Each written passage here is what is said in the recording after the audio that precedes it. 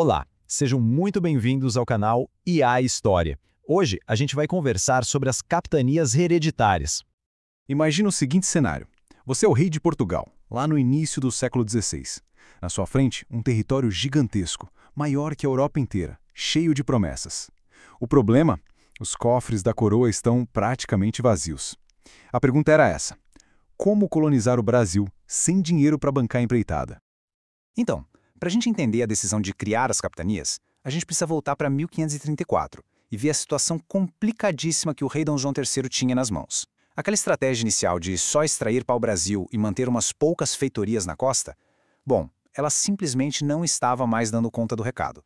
Olha só o tamanho do abacaxi. De um lado, navios franceses apareciam o tempo todo no litoral, negociando o pau-brasil direto com os indígenas, ignorando completamente a posse portuguesa. Do outro lado, o dinheiro, que era essencial para a defesa, estava indo todo embora nas caríssimas rotas de comércio com as Índias. E as primeiras tentativas de patrulhar a costa com navios foram um fracasso. A coroa precisava de uma solução para ontem. E o sentimento que circulava na corte em Lisboa era exatamente esse. Era quase um mantra, sabe? Se a gente não ocupar essa terra, alguém vai ocupar no nosso lugar. O medo de perder o Brasil para os franceses, que aliás não davam a mínima para o Tratado de Tordesilhas, foi o que empurrou Portugal para uma mudança radical. A ordem era clara: era preciso povoar para não perder. E aí que vem a grande sacada. Ou pelo menos o que parecia ser uma na época.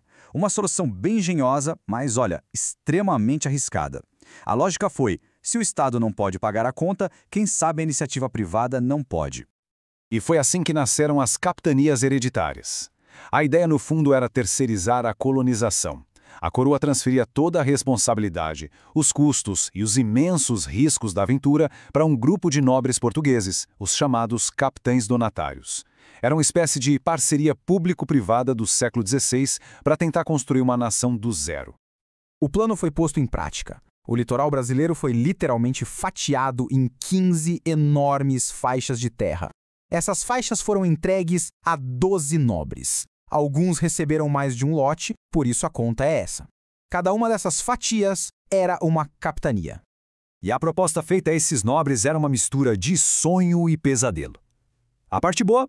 Parabéns, você acaba de ganhar um território gigantesco, com um potencial de riqueza absurdo. A parte ruim? Ah, só um detalhe, você paga por absolutamente tudo. A viagem, a construção das vilas, a defesa contra ataques, o desenvolvimento da agricultura. Era o maior investimento de risco da época. Risco altíssimo, com uma promessa de recompensa igualmente alta. E para formalizar esse negócio todo, 2 documentos eram a base de tudo. A carta de doação era como a escritura do terreno.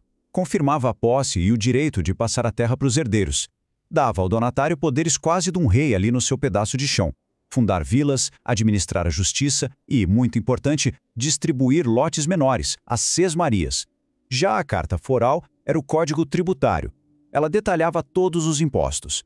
A coroa garantia o monopólio do pau-brasil e 20% de todos os metais preciosos, o famoso quinto, e o donatário ficava com 10% do valor de tudo que fosse produzido na terra dele.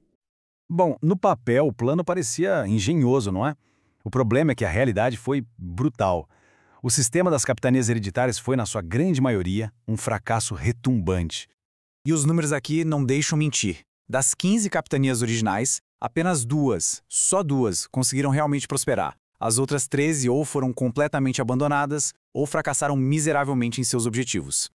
Mas por que deu tão errado? Foi uma combinação de fatores. Primeiro, o peso financeiro era esmagador. Muitos donatários simplesmente não tinham dinheiro para bancar um projeto dessa magnitude. Segundo, as distâncias eram colossais, o que deixava as capitanias isoladas, sem chance de uma ajudar a outra. Terceiro, um fator decisivo, a resistência indígena. Os povos originários lutaram com muita força contra a invasão de suas terras. E por fim, o puro e simples abandono. Muitos donatários, ao verem o tamanho do desafio, nem saíram de Portugal. Para se ter uma ideia do caos, aconteceram coisas inacreditáveis. Na capitania de Porto Seguro, os próprios colonos prenderam o donatário Pero do Campo Tourinho e o despacharam de volta para ser julgado pela Inquisição em Portugal. A acusação? Heresia. E sabe por quê? Porque ele queria que o pessoal trabalhasse nos 48 feriados santos locais. Dá para imaginar o nível do conflito interno? E a ruína, pessoal, infelizmente, era um final comum para esses investidores. O donatário do Espírito Santo, Vasco Fernandes Coutinho, é um exemplo trágico. Ele investiu toda a fortuna que tinha, viu sua capitania ser destruída em conflitos e acabou morrendo na miséria, completamente desiludindo com o sonho que o levou à falência. Mas no meio desse cenário de desastre, existiram 2 pontos de luz, 2 grandes exceções que provaram que, talvez, com a combinação certa de fatores, o modelo poderia sim funcionar. Em Pernambuco, o sucesso veio com Duarte Coelho. Ele tinha experiência militar, tinha capital próprio para investir e deu a sorte de encontrar o solo de Massapê, que era perfeito para cultivar cana-de-açúcar. Já em São Vicente, Martim Afonso de Souza encontrou um cenário diferente. Ali já existia um povoado antes mesmo das capitanias e a localização era estratégica para o comércio e para as expedições que iriam para o interior do continente. Foram as exceções que confirmaram a regra do fracasso. O fracasso generalizado do sistema acabou forçando a coroa a mudar de estratégia de novo, mas as consequências das capitanias, essas sim, deixaram uma marca permanente na história do Brasil. E essa mudança de rumo foi muito rápida. Pensa só, o sistema é criado em 1534. Apenas 14 anos depois, em 1548, o fracasso já era tão evidente que o rei teve que intervir. Em 1549, é criado o governo geral, centralizando o poder todo na figura de um governador-geral, lá em Salvador. O experimento de terceirizar a colonização tinha chegado ao fim. Mas e o que ficou de tudo isso? Qual foi o legado? Bom, ele é gigantesco. Primeiro, o latifúndio. A raiz da enorme concentração de terras que marca o Brasil até hoje foi plantada lá atrás, com a doação das Sesmarias. Segundo, o modelo plantation. O sucesso de Pernambuco com a cana-de-açúcar provou que a combinação de uma única cultura, em terras imensas e com trabalho escravo, era o caminho para o lucro na colônia. E terceiro, o poder regional.